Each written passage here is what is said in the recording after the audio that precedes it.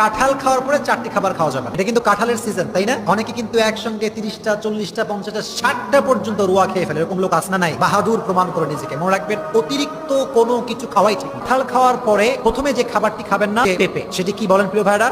পেঁপে। পেঁপে খেলে বিশেষজ্ঞরা বলছেন কাঁঠাল খাওয়ার পরে পেঁপে যদি কেউ খায়, তার ত্বকে অ্যালার্জির প্রবলেম হতে পারে, লুজ মোশনের প্রবলেম তার হতে পারে, বিভিন্ন প্রবলেম তার হতে পারে। এজন্য কাঁঠাল যখন খেয়ে ফেলেছেন, পেঁপে তার পর খাওয়া যাবে।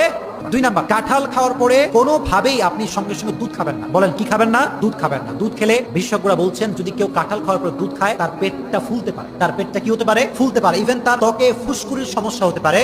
এবং বিশেষজ্ঞরা বলছেন এই কথা যে সাদা রোগের সমস্যা হতে পারে। কি সমস্যা হতে পারে? সাদা রোগের সমস্যা হতে পারে। এই জন্য যেহেতু কাঁঠাল খাওয়ার পরে দুধ খেলে সমস্যা আমাদের হতে পারে, এই জন্য হাদিস অনুযায়ী যেটা নিজের ক্ষতি হয়, আমরা কখনোই কাঁঠাল খাওয়ার পরে দুধ খাবো।